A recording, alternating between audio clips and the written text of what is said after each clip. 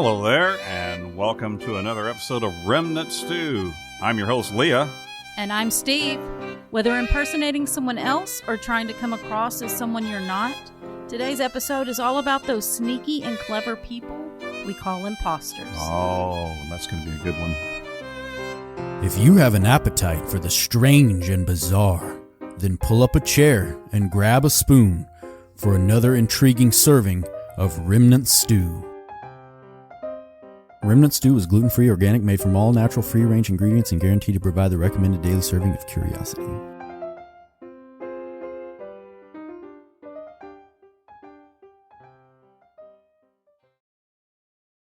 So, Steve, have you ever impersonated someone? You know, I can't really recall impersonating anybody other than as a kid impersonating teachers to your friends or something like that, you know. Never has been a really good impersonator, I don't think. When I think of the word imposter, I'll tell you what comes to mind, though, is a TV show when I was a kid, back in the 60s. And it was even better. They made them in color later, but even earlier on, they were in black and white, and they were so good. The show I'm talking about is called To Tell the Truth. It was a game show, and at the beginning, this screen would come up, and all you would see were three silhouettes. And then the announcer would ask the first one, "Number one, what is your name, please?" The light would come on that person, and they would say a name. And then number two, "What is your name, please?" And the light would come on them, and they would say a name. And then number three, what is your name, please? And the light would come on. They would all say the same name. The same name. I do remember that. And then the announcer would say, "Two of these people are imposters. Only one of them is the real." And then the show was they had a panel of celebrities. It seemed like it was always Tom Poston and Kitty Carlisle and Orson Bean and Peggy Cass. If you're my age, you'll remember who those people actually are. And so they would ask them all questions, trying to figure out who was the real person. And then after the questioning part, they would the host Bud Collyer would say, "Will the real person stand up?" Well, there would always be this little comedy timing of they pretend to stand up and then they'd sit down again, you know, and then finally the real person would stand up. And if the people voted for the imposters, they got extra cash for that, I think, or something. But when I think of the word imposter, that's what comes to my mind first. They should bring that show back. I think that would be really cool. It's still on. You can find it on YouTube. It's still. In fact, I've used episodes in my class because they've used. There were people on there that were well known. The Anne Frank's protector was one of the contestants one time. Edmund Hillary, who climbed Mount Everest, was also one of the contestants. And so it was always a really fascinating and well done show. But when I think imposters, that's what I think about. Well, okay, so you have some imposter stories to start us off, right? That's right. The stories I'll be sharing with you throughout the episode come from articles found in History.com and also HistoryExtra.com. And one of the first ones, I thought this was an interesting one, was a fellow named Wilhelm Voigt. Wilhelm Voigt lived from 1849 to 1922. He'd spent much of his life in prison for theft, burglary, and forgery before gaining notoriety with his criminal masterpiece. Like that wasn't enough, he wanted to come back and really top it off with a really coup de grace. In October 1906, he dressed up in the uniform of a German army captain, which he had assembled from various second-hand purchases. He played on the unquestioning obedience expected of Prussian German soldiers. Voigt commandeered two small groups of soldiers. He dismissed the sergeant, who might have questioned his credentials as an officer, and he occupied the town hall in Kopernik near Berlin, Germany. He claimed that the town officials were suspected of fraud. He got the soldiers to guard the building, while he confiscated just over 4,000 marks. And I never could find a good conversion of how much money that would be now, but I think it would be a substantial sum. He then left, telling the troops to wait half an hour while he disappeared, changing back into a civvy. So pretty slick. He was dressed up as an officer, convinced the soldiers that he was an officer and to follow him, that we're going to protect the city from the city council people who are stealing money. Well, later he was apprehended, and he served parts of a 4-year sentence. He was sentenced to 4 years, but then he was pardoned by Kaiser Wilhelm II. Now, after this incident, he became an international celebrity, and he delighted Germans and foreigners alike with the way in which he had highlighted the absurdity of German militarism. Voigt made lucrative personal appearances, and he retired in some comfort. However, after World War I, the German mark was devalued terribly because their economy was in a bad situation, and so he was actually ruined at the end of his life. There have been some movies and plays and TV dramas, though, that were produced about him. So he enjoyed being a celebrity, right, for all of his wrongdoing. That's not fair. Well, actually, I think though that's not uncommon, though, that people who have successfully pulled off being an imposter do get some notoriety, and people are interested in that. Another one is called Princess Caribou. This happened in 1817. A young woman appeared in Almondsbury in Gloucestershire, England, speaking a strange language and wearing exotic clothes. Over the coming days, it transpired that she was the princess from the East Indies and had been kidnapped by pirates, but had escaped by jumping overboard in the Bristol Channel. Princess Caribou proved to be a great novelty for the local gentry with her curious language and habits, and she greatly impressed people when she visited the fashionable resort of Bath, England. But the so-called princess was eventually espoused as Mary Wilcox, a cobbler's daughter. So, going from your father makes shoes to you're a princess all of a sudden, she had a good ride for a while. She was from Devon, England. After being found out, she traveled to America, where her fame enabled her to make a modest living exhibiting herself. And she also made money by selling leeches for medical purposes. It's good to see that she got into some legitimate work anyway. So. And that's a thing today. Like, you can buy medicinal leeches, just so you know. Sure. She eventually returned to England, where she ended her days. Now, there is a story that was around her trip to America this was at the same time that Napoleon had been exiled to the island of St. Helena. The rumor went that she had stopped there on her way, and that the Emperor Napoleon had fallen in love with her, but sadly there's no foundation to that story. But it makes a nice rumor anyway. And by the way, Phoebe Cates played Wilcox in the 1994 film called Princess Caribou. So she had a pretty good run with her imposterism. So it sounds like she had a mundane life and just had these visions of grandeur that she couldn't. Well, she pulled it off pretty well for a while, So she evidently was a convincing actress. Now for today's bookshop spot, the part of the show where we take you on a virtual tour of one of the most magical of places, an independent bookshop. Now, I want to take a moment and explain a new feature that we're including in our episodes during the second season and possibly beyond. It's the bookshop spot. We're readers over here at Remnant Stew. We love books. And nothing better than a good book. When I was a teenager, I found myself in a small town 1,000 miles from where I grew up and having to make new friends. It was a hard move for me at that time. And one of my favorite things was this little bookstore called Gear, Spec, and Roper. If people in this area of Conroe, Texas, you might remember that. It was in Conroe in the 80s and 90s, and I loved it. It was an escape for me, and I got to pick out. I remember that's where I got all of my Sherlock Holmes books. Right. I got that Christie. Anyway, so when you would check out there, one of the coolest things, they would give you a free bookmark. They changed the designs from time to time, and my family and I started collecting them. Well, a few months ago, I was looking for something in an old book of mine and came across one of those bookmarks. Right. And it brought back so many great memories, but also it brought back the painful one of watching a much larger chain-type bookstore come to town and crowd out that little independent bookshop.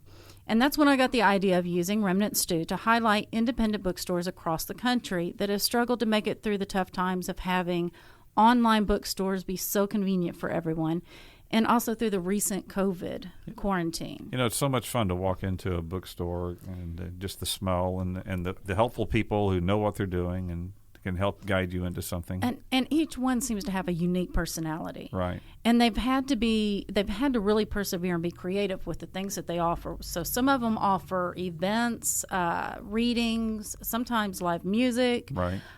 So, and let's be honest, they're magical. Bookshops are magical places that enhance the communities that they're in.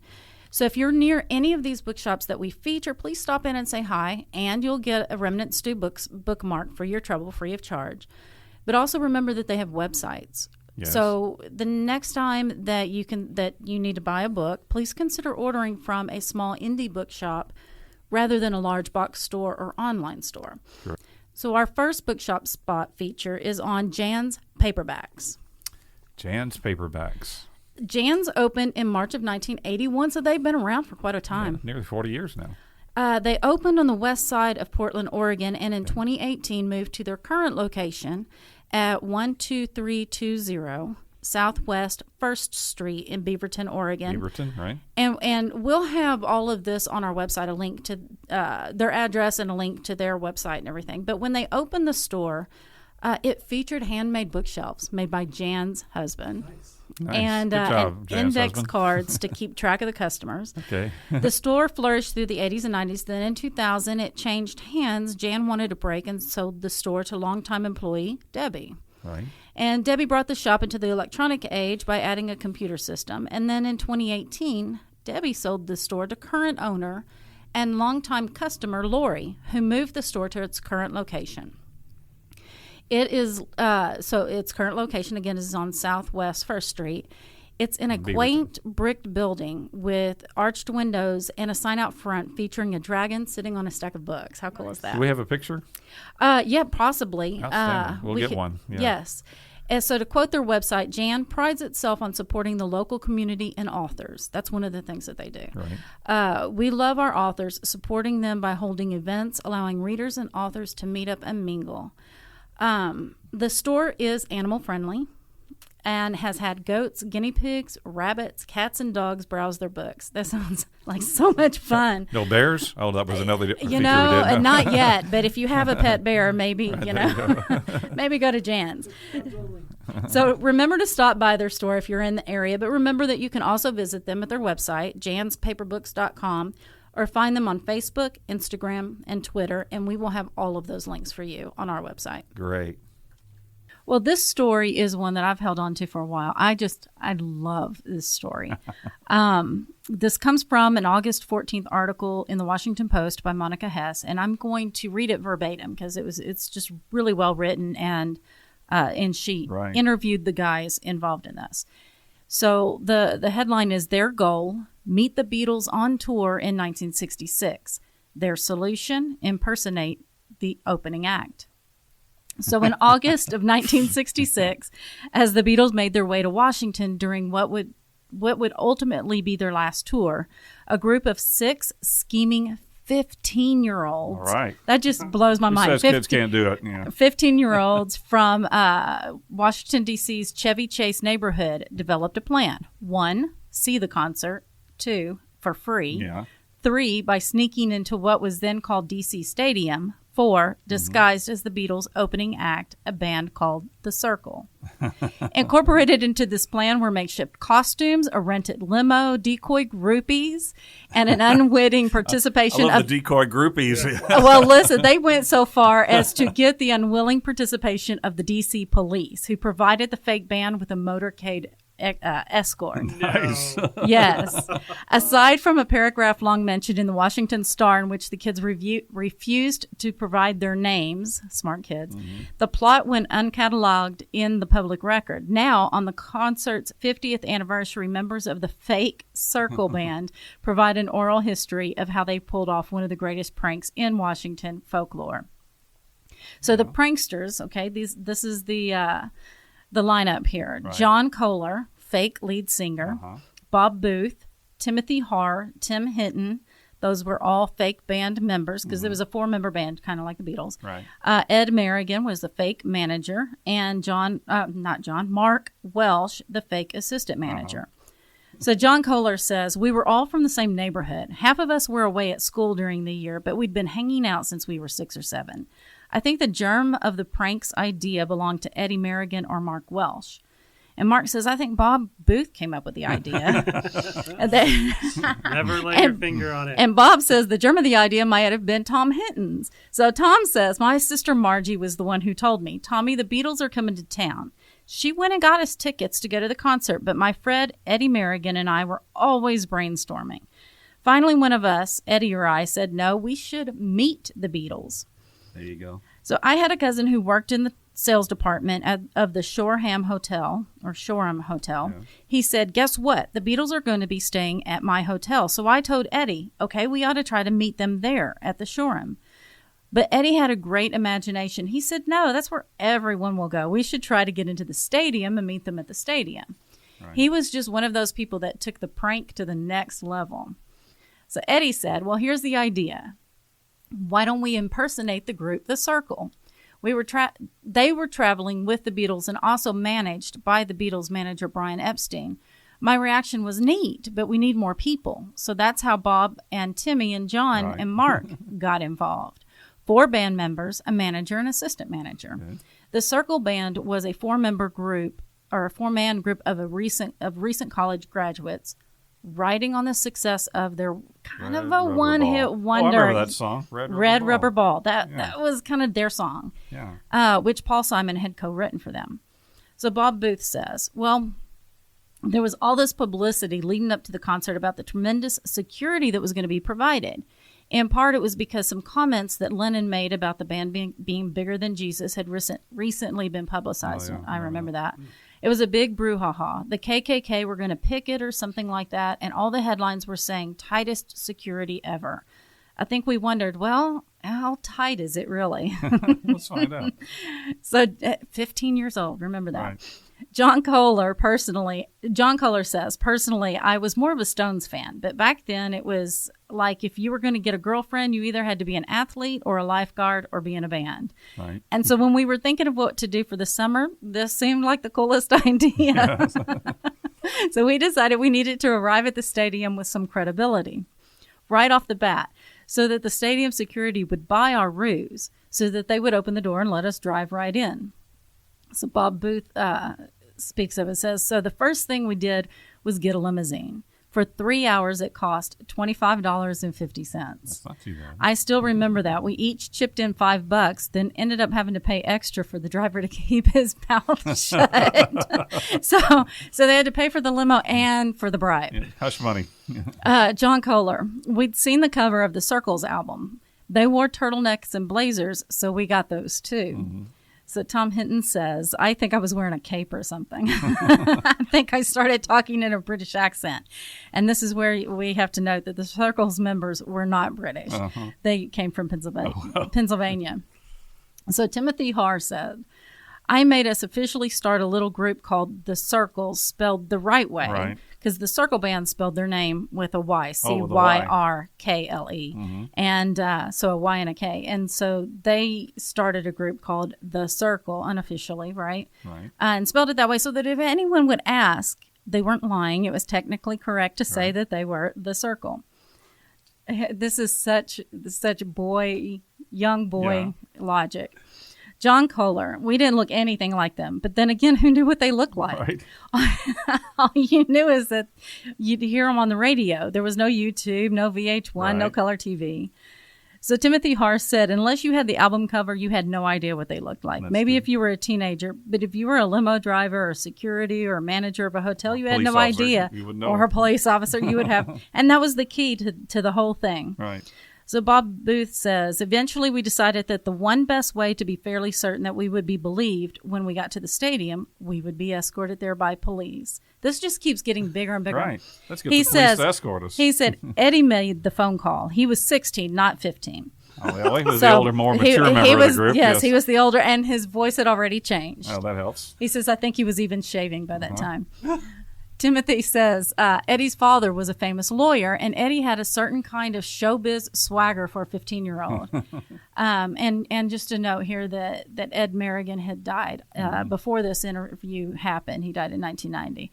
John Kohler says he called up the police and said his name was Mel Austin or something like that, and that he was helping manage the circle. I was at his shoulder when he made that call. His confidence was astonishing. He said, we're opening for the Beatles at DC Stadium 2 days from now. Uh-huh. We're going to be staying at the Shoreham, and we'd appreciate a motorcycle escort to get us safely there. I don't know if this was a normal call for the DC Police Department, but they bought it, and they put it on their call sheet. Okay. Nice.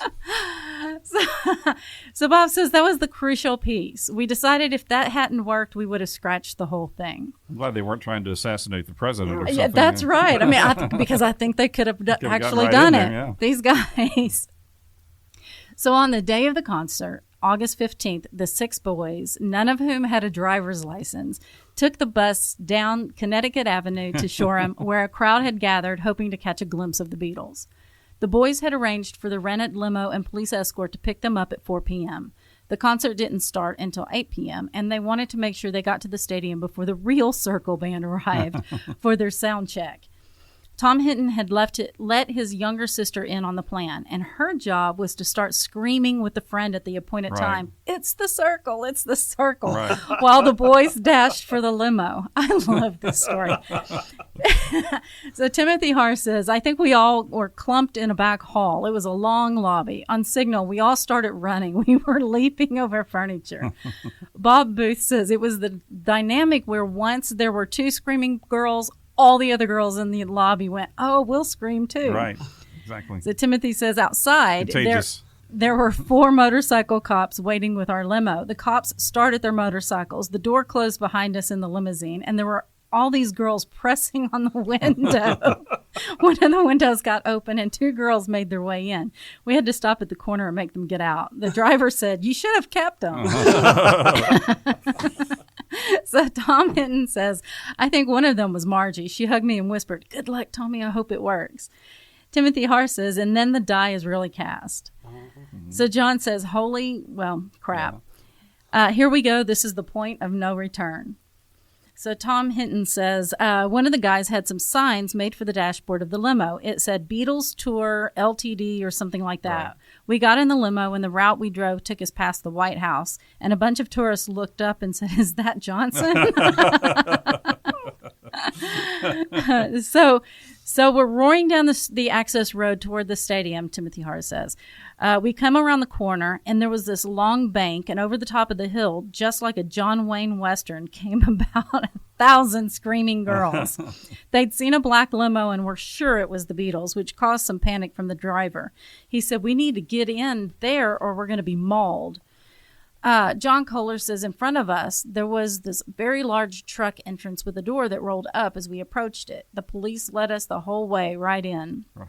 And Timothy Har says this was pretty much where our plan had run out. We'd assume we'd get this far. That's right. We'd assume we'd get to the stadium and just scatter. John Kohler said instead we were met by a stadium official. But it was nobody high level, and we just said, we're the Circle. We're here to open the show. He said, walk right across the field, right along first base line to the visiting team's locker room, go down to the end of the hallway, and that's your dressing room. So Bob Booth said the Carpenters were on the field, still putting together the finishing touches on the stage, and by strange chance, one of the Carpenters recognized Mark. He knew him from his church and called out to him, Mark, what are you doing? Mark said, don't pay any attention. Don't look. Just keep walking.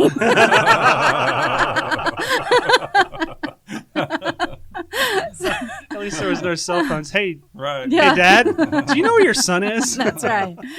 Timothy Har said 2 of the workers were debating whether to put a roof on the stage, and they were asking us expert musicians whether we really needed a roof. And we pretended to talk for a minute and decided we didn't need a roof. So there was no roof put on. John Kohler says, and then we walk off the field, down the corridor, and turn a corner, and all of a sudden, we were in the dressing room. Nice. Bob Booth says the home team locker room was reserved strictly for the Beatles. Everyone else was to share the visitors' locker room except the Ronettes. We think they were in the cheerleaders' locker room or something. There was a big cooler of beer and soft drinks, and we were the first ones there. There we were, inside the castle keep. Bob Booth's father was president of the National Press Club at the time and had managed to secure his son 2 press passes to the Beatles news conference held before the concert. So while Bob and one of the others went to stand in the back of the news conference and watch, Tim Hinton and Ed Merrigan decided to see whether they could sneak into the Beatles dressing room. Right. Their strategy was going to be to admit that they were not the real circle, but say that they were paid decoys who had permission to be in the dressing rooms. Yeah, they're just making this up as they go along. So Tom Hinton said the Beatles weren't there, but their instrument guy was, and a couple other people who I later saw pictures of in Beatles books. Right. We went in with a great sense of confidence because, how else are you going to do it? So, we're the group that was hired to impersonate the circle, and they went, oh, okay. Like they didn't know about it, but it made sense to them. So, and then within 30 seconds, the door opened and in walked the Beatles. Wow. Ringo sort of noticed us and said hi. We introduced ourselves for real at that point and said how we'd gotten in. Ringo thought it was funny that we would do that. He called John over and said, listen to this story. And John had some cheeky response like, so you wanted to meet us and now you've met us. But Paul was saying, hey, George, have a listen to this. And he played a few bars of what I now realize was the beginning of Lovely Rita. Lovely Rita, yeah. By the time they got back to the visitors' dressing room, the real members of the Circle band had arrived and learned what had happened. They probably weren't happy. Well, I think everybody's just in awe of the sheer gall of these guys. So John Kohler says, I think they might have just said, who are you? I do remember saying to the lead singer, Don Dannerman, hey, I'm you. Bob Booth says, we fessed up pretty quickly. Tom Hinton says they thought it was funny that we'd come up with such an elaborate plan to meet them because, of course, by this time, we were telling them that the ruse was about meeting them and not meeting the Beatles. For sure. I'm sure they bought that. We just wanted to meet the circle. We want to meet the circle. So Don says, my best recollection is that we came in a bus that had everyone in it except for the Beatles. Then we got to the stadium. People told us, wait, we thought you were here already. It came out that these guys had just arrived in a limo and said, we're the circle, and they just let them in. So they were found out. Earl Pickens, the circle drummer, said, we thought it was funny and rather clever. I think they were wearing jackets with little red balls inside of them or something. Right. We were all just graduated. He's still talking about the circle band. And says, I was Circle with a Y. Circle with a Y and a K. I was a medical student, so we had a perspective on things, and the whole thing was just so unbelievable for us already and so surreal. Tom Hinton says a little while later, security escorted us out of the dressing room, but instead of leaving, we just went to the dugout to try to watch the show from there. People started screaming at us. I looked up and saw Margie and her friends all sitting together, and everyone started throwing their programs at us to sign. Bob says, we just watched the show from the dugout. We were the closest seats other than the ring of policemen all around the stage. Security was tight. John Kohler says, I remember the Beatles coming on stage and hearing, close your eyes and I'll, because the rest of the show was just screaming. Screaming, yeah. And Timothy Harr says, yes, it was deafening. Don Danneman, those concerts, as if someone had a button with an electric pulse on it, that they would just push because you could see people randomly bolt out of their seats, jump. And I remember thinking what a phenomenon it was. John Kohler says the motorcycle police had been very nice and had offered to escort us back to our hotel after the show, but we didn't have the limo anymore. And Tom says we ended up hitchhiking home. I hitched a ride with a bunch of kids who were going back to Chevy Chase. I got off in front of the Avalon Theater and walked home, and my folks just thought I went to the Beatles concert, and which, technically we did. Yeah. John Kohler says, years later, I was in an elevator in Albuquerque, and a folk musician from Washington, D.C., by the name of Pete got in, and I said, Pete, how you doing? And we got to talking about how I'd grown up in D.C., and he said, I saw the Beatles once when I was living there and heard a story about some guys who snuck in. And I thought, Pete, what else would you like to know about it? So these guys, Bob Booth is a retired editor at National Geographic and lives in Virginia. Timothy Harr lives in Washington and is an attorney, an adjunct professor at Georgetown University Law Center. Tom Hinton is a business author and speaker in California. John Kohler owns a concert sound engineering business in Massachusetts. Mark Welsh is a commercial farmer in Colorado, and before his death, Ed Merrigan was a master chef who sang like Pavarotti, appeared in Folger coffee commercials, and once retrieved the Rolling Stones' lost dulcimer, but that's a whole different story. Don Daneman, the former Circle lead singer, went on to work in advertising and write commercial jingles. Earl Pickens, after the Circle's brief and illustrious flirtation with fame, went on with medical school and became a general surgeon. So these guys, these are pretty smart people. Yeah. They were not just flashes in the pan, so to speak, but they had some brains to be able to carry on what they did. And didn't end up in jail and prison. Right. Didn't get hauled off in cuffs. Must have been pretty convincing the way that they did it, and people saw who they were. I love that story. Just the gall of these 15-year-old kids. For sure. My wife saw the Beatles in Cleveland when she was 12 years old. Her father had gotten her and her sister tickets. Wow. She said, girls just screamed the whole time. You could hardly hear the concert. She screamed so much that she threw up. That was that would have worked in with another one of our shows. But anyway. Well, on to other imposters. There's a fellow named Lobsang Rampa. You ever heard of Lobsang Rampa? I haven't. I don't think that was his actual name, but that's the name that he used to write several books on the occult and on Eastern religions, which were eagerly bought by people back in the 1950s and 60s in England and in the United States. The first such book, The Third Eye, 1956, purports to be the memoirs of a Tibetan monk, and was published despite the publisher's reservations about their authenticity. Rampa was later exposed as Cyril Hoskins, 1910 to 1981, a plumber's son and a school dropout from Plymouth in Devon. The other person was also from Devon, or that we talked about earlier. I wonder what makes people in Devon want to impersonate someone else. Anyway, when confronted, he didn't deny this, but he explained that he had a good reason for it. He consented to his body being taken over by the spirit of Rampa after he fell out of a tree while attempting to photograph an owl. Well, at least he had a solid explanation for what was going on there. But he continued to write books, and people continued to buy them throughout the 50s and 60s. He wrote several other books that added much to the popularity of Buddhism in England and also in the United States. One of them was titled Living with the Lama. 1964 was, he claimed, dictated to him by his pet Siamese cat, Mrs. Fifi Grey Whiskers. You can't make this stuff up. Well, he did. Anyway, Miss Fifi Grey Whiskers. Right. Yeah, she dictated the book to him about living with the Lama. So. But people were buying into it, that he was this expert on Eastern religions and actually increased the popularity of Buddhism in the western part of the world. Wow. Now, another fellow named Ferdinand de Mara was said to possess an extremely high IQ and a photographic memory. He lived from 1921 to 1982. He was born to a well-to-do Massachusetts family, but he left home at 16 to become a monk before joining the U.S. Army in 1941 after Pearl Harbor. This was the start of his career in imposture. DeMara borrowed, quote, the name of a comrade, deserted, became a monk again, then he joined the Navy. He faked his suicide, and under another name became a psychology teacher. Well, that all fits pretty well, don't you think? Wow. After being caught and serving time for desertion, DeMara joined another religious order before, again, quote, borrowing the name of a young doctor of his acquaintance, and he became Dr. Joseph Sear. He was so convincing that he was inducted into the Canadian Army, or Navy, rather, the Canadian Navy as a surgeon.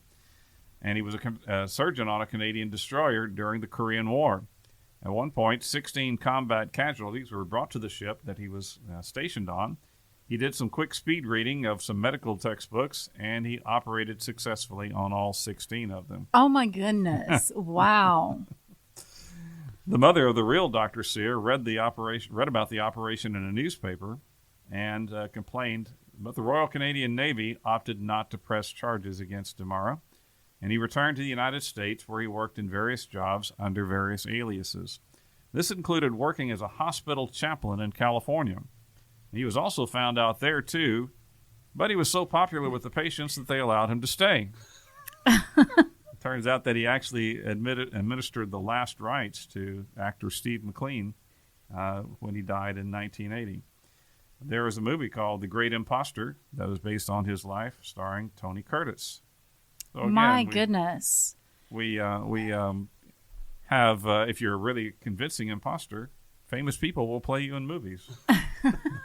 And it sounds like he just decided, I'm going to be somebody different today. I suppose so. It seems convenient. I guess whatever he was doing got boring, and so I'll be somebody else and do something different. That's crazy. Faking your death. Hey, I'm going to be a surgeon today. And- Don't worry. I'm going to he operate on you. Did it But it'll be all right. I read a book successfully. about it. It'll be okay. Wow, It really that's was. crazy. And now for something completely off topic and off kilter. Brace yourself for the oddity du jour. Okay, so we're going to take a break from imposters for the oddity du jour. You guys might not know it. If you're listening to this, you're probably listening to it in January of 2021, but we actually record earlier than that, several months earlier, and we are recording in September of 2020. And because 2020 is a weird year, Getting weirder all the time. we've got this. I hope you're still here in 2021 to listen to this. That the world hasn't ended. Right. Let's hope. So this headline and it's happening in September of 2020 in Tennessee. The Knox County Sheriff's Office has issued a BOLO alert for a tiger. The Knox County Sheriff's They're Office. so common in Tennessee, I understand. So. Well, if you've lost a tiger, this might be yours. The Knox County Sheriff's Office initially reported a sighting out of the forks of the River Industrial Park on Wednesday night, September 9th, around 7:30 p.m., leading to a citywide hunt on Thursday. Residents corroborated the report, and one woman reported to the sheriff's office that a friend working in the industrial park had seen a tiger hanging around the Green Mountain Coffee Roasters plant. Well, yeah, that's where tigers are known to congregate. They love their coffee. It's a caffeinated cat. Right.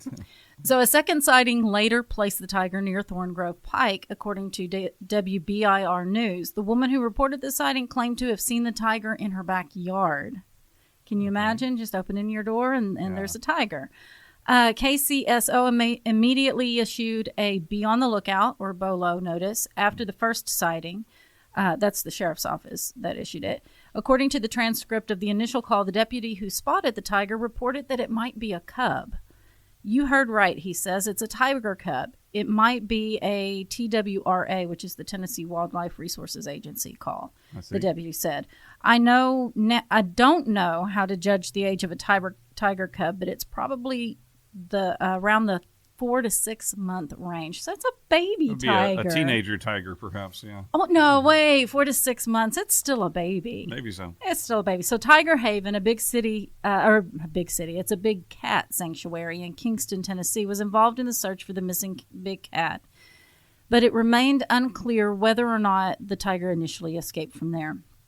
Tiger Haven, a big cat sanctuary in Kingston, Tennessee, was involved in the search for the missing big cat. But it remained unclear whether or not that's where the tiger initially escaped from.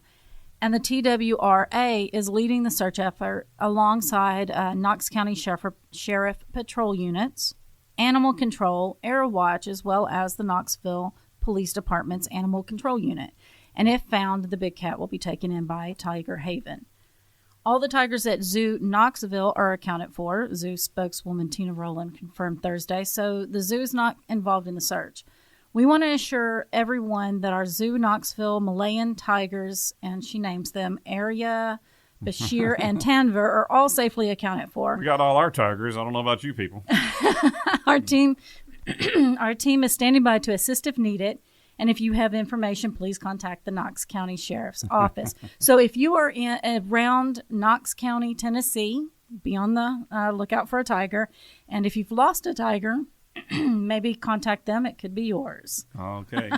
So taking us back to our regularly scheduled imposter program. Oh, yes. Back to the imposters. Oh, here's one. Canadian-born Elizabeth Bogley. Elizabeth Bogley. She was born in 1857, died in 1907. She was under various names. She married a number of times. A clairvoyant, a brothel keeper, and a fraudster. Well, it's good to keep busy, Very colorful. Yeah, right. She was already an extremely accomplished impersonator with a long criminal record hidden by changes of identity when she claimed to be the illegitimate daughter of Andrew Carnegie.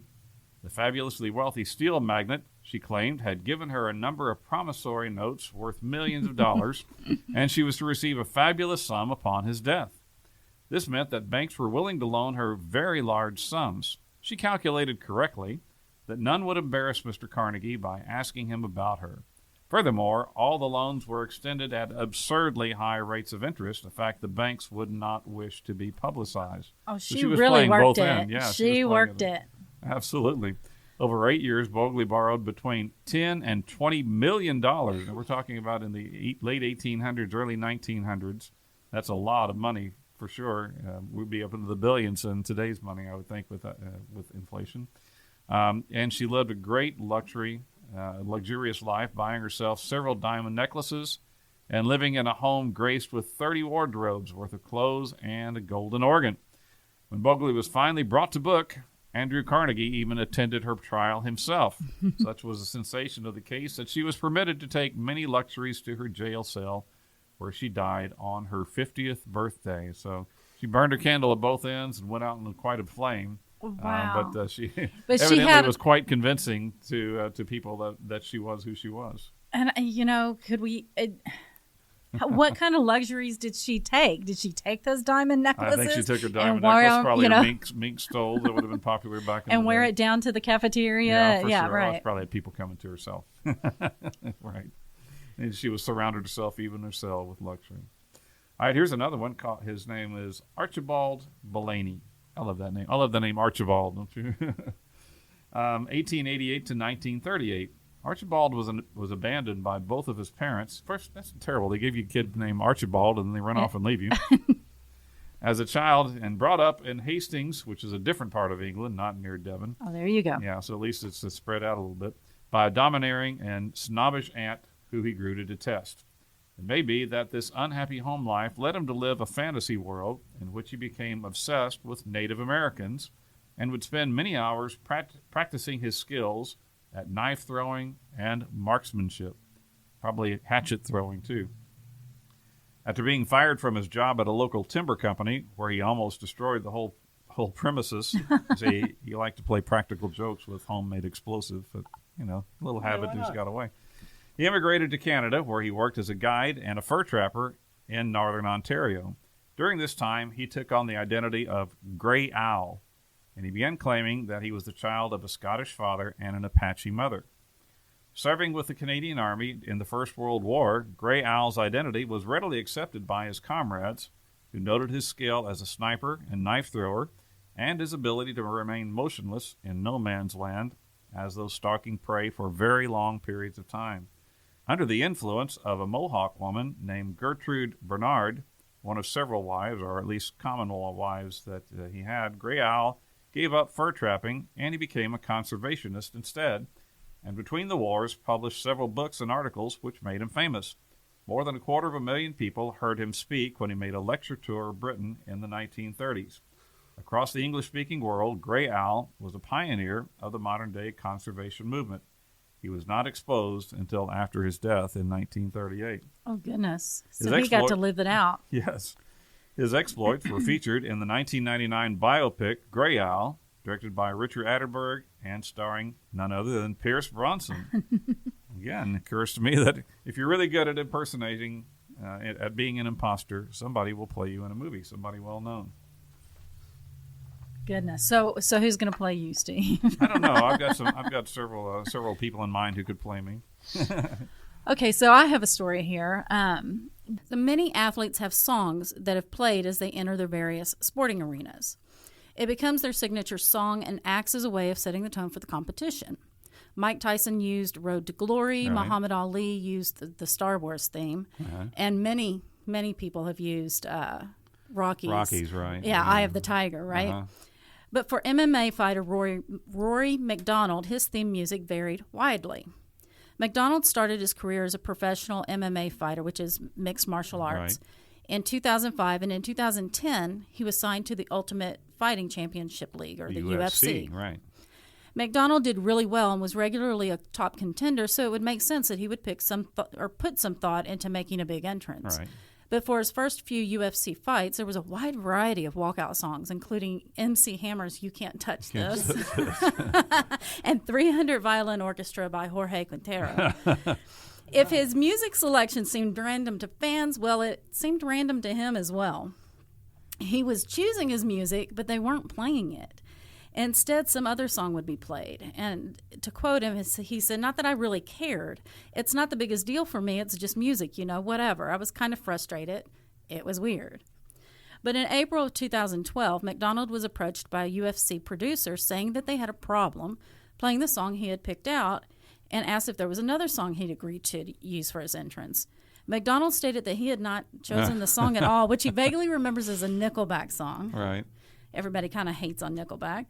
The producers showed MacDonald the text requesting the music, and that's when the mystery was finally able to be solved. MacDonald said, "Dude, that's my old number. Who are you talking to?" Oh, no. So a few years Somebody ago, else had been picking it. Yes, a few years before, MacDonald had gotten a new phone with a new phone number. The producer called the mysterious texter and asked what the deal was. The owner of the number came clean and admitted that he wasn't MacDonald, but he was a fan of the MMA fighter and had been choosing his music for years. But from that point on, MacDonald chose his own you mean he didn't music. keep him on? No, well, you just keep going on. You're doing a pretty good job. Okay. I don't want to have to think about it. No, he chose his own. Then. So there you go. That's great. Random song roulette. Right. Very good. Well, there's the case of the Irish-born James Barry. James Barry was a surgeon in the British Army who rose to the rank of Inspector General of Hospitals. In charge of military medical facilities, Barry campaigned tirelessly for improvements to medical care, diet, and sanitation, and did much to improve the welfare of the soldiers and their families. He was said to be irascible, difficult, and frequently disrespectful towards superiors. He had a famous spat with Florence Nightingale. Can you imagine having a fight with Florence Nightingale, the famous nurse? She described him as the most hardened creature I ever met. That's a pretty bad rap right there from Florence Nightingale. James Barry had, in fact, been born Margaret Ann Bulkley. What? Yeah. And had masqueraded as a man from the day she entered the medical school at the University of Edinburgh until her death in 1865. I think it wasn't uncommon for women to masquerade as men in certain professions. Right, to get ahead because they wouldn't have been accepted. Exactly. Right, but she wasn't found out until her death? No, not until her death. Wow. In fact, it's thought that many women have impersonated men during war times. During the American Civil War, historians have estimated that some 400 to 1,000 females masqueraded as men in order to do battle for the North or the South. Among them was Sarah Edmonds, who was born in New Brunswick, Canada, in 1841, and she fled her home as a teen to escape an arranged marriage. She eventually moved to America, where she dressed as a man and used the name Franklin Thompson in order to find work. Edmonds was employed as a traveling book salesman and living in Michigan when the war broke out. Feeling it was her duty, she enlisted in the 2nd Michigan Infantry. Now, you got to really admire her. She could have just then started, "Hey, wait, I'm not a guy, I'm not going." But no, it was her duty. She felt to really honor-bound by it, and so she joined the 2nd Michigan Infantry. The entrance physicals for recruits were pretty brief, and once a woman posing as a man was admitted to the Army, she was aided in her ruse by things such as loose-fitting uniforms and the fact that troops often slept in their clothing. As Franklin Thomas, Edmonds participated in a number of battles, including the First Bull Run, Antietam, and Fredericksburg, and she served as a field nurse, mail carrier, and according to a popular memoir she wrote, a Union spy. After contracting malaria, she abandoned her regiment in 1863 rather than risk being found out as a woman by seeking treatment at a military hospital. Following her recovery, Edmonds stopped pretending to be a Franklin Thompson and, wearing traditional female clothing, worked as a nurse for the rest of the war. Now, following the war, the federal government, after being petitioned by several of Edmonds' fellow soldiers, expunged the desertion charge from her service record and in 1884 granted her a military pension. Before her death in 1898, Edmonds became the first woman admitted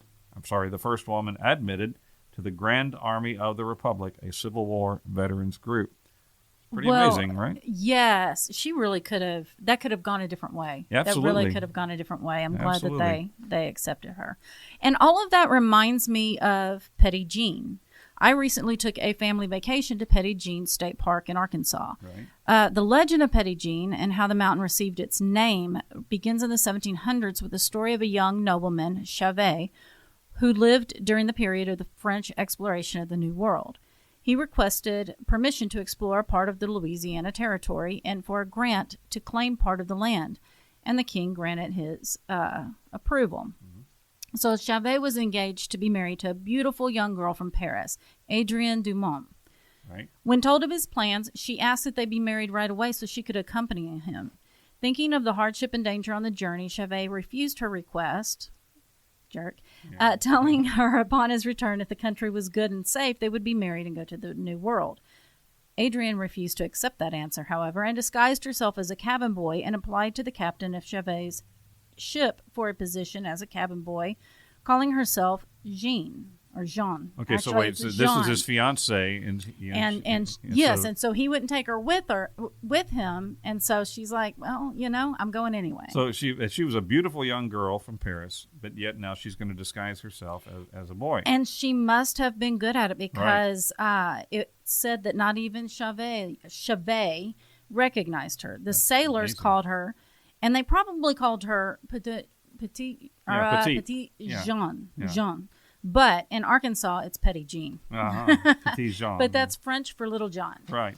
The ocean was crossed in early spring. The vessel ascended the Mississippi River to the Arkansas River and then to the foot of the mountain. The Indians on the mountain came to the river and greeted Chauvet and invited the sailors to spend time on the mountain. Chauvet, Petty Jean, and the sailors spent the summer atop Petty Jean Mountain, which was not called that at the time, until fall approached and they began preparations for their voyage back to France. The ship was readied and boarded the evening before departure. That night, Petty Jean became ill with sickness that was strange to Chauvet and his sailors. It was marked with fever, convulsions, delirium, and finally coma. Her condition was so grave at daylight that the departure was delayed. During the illness, Petty Jean's identity was, of course, discovered. The girl confessed her deception to Chauvet and begged his forgiveness. She requested that if she died, to be carried back to the mountaintop that she had spent her last days on and be buried at the spot overlooking the river below. The Indians made a stretcher out of deer skins and bore her up the mountain, and at sundown she died. Many years later, a low mound of earth was found at the point we now call Petty Jean's grave. Her death and the legend that followed is said to give the mountain and the overlook an enchanting quality that draws visitors back again and again. That's a great story. And I have seen her grave. Right. It's a beautiful, beautiful spot. Very good. So what else do you have for me? Well, this one is, okay, it's really not true. 99.99% certain to be untrue, but it's still interesting. As someone said, never let the facts get in the way of a good story. Right. Many people in Victorian Gloucestershire, England, believe that Queen Elizabeth I was a local boy, and some still do. According to this legend, the young princess died suddenly at age 10 while staying at Berkeley Castle. Her attendants, terrified of Henry VIII's likely reaction when he learned that his daughter had died on their watch, he was not too kind, they decided to replace her with a boy from the nearby village of Bisley, who bore a strong resemblance to Elizabeth. The boy was sworn to secrecy and in due course inherited the throne, by which time it was too late to back out. The Virgin Queen never married lest she be found out. The story was first written down as the Bisley Boy in Bram Stoker in his book in 1910, and it can be traced to the early 19th century as a yarn made by Thomas Keble, the fun-loving rector of Bisley. You know those rectors, they love to tease. Keble is credited with having made up the story and telling it to his relatives as a joke after the discovery of a local girl's body. So it has no foundation in truth, or does it? Some people still claim that it does, that Queen Elizabeth I was actually a boy. And that reminds me of a story, and we just can't cover all of the imposters. So many good imposter There's so stories, many. yeah. But that reminds me of the whole conspiracy theory about Paul McCartney of the Beatles dying and being replaced with an imposter. And that, coming back to the Beatles, is like bringing it full circle now. Circle spelled with a Y. But we don't have time to get into all of that. So one day maybe we'll do an episode on conspiracy theories. And now it's time, boys and girls, for the Trivia Challenge.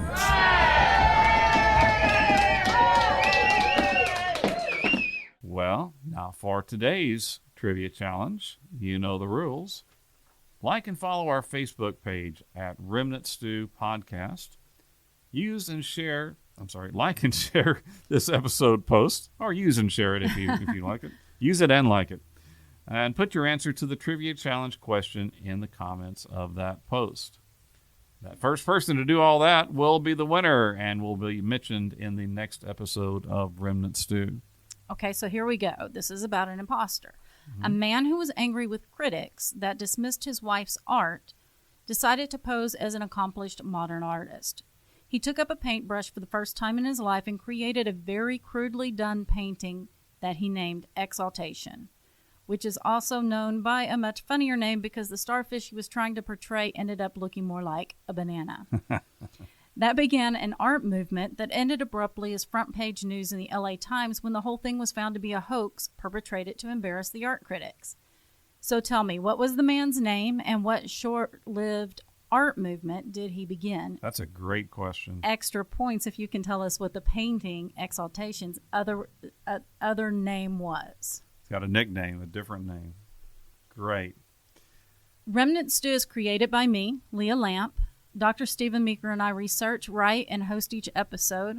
Audio is produced by Philip Sinquefield. Hey, Phil. Our theme music is by Kevin MacLeod with voiceover by Morgan Hughes.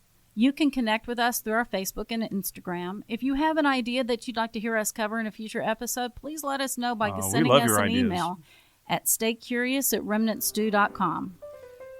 Now, before you go, please hit the subscribe button so you won't miss an episode. Maybe take the time to give us a review on iTunes. We love reading those reviews. Share Remnant Stew with your friends, your family, your optometrist, and until next time, you can make a difference in this world if you would just choose to be kind and always stay curious.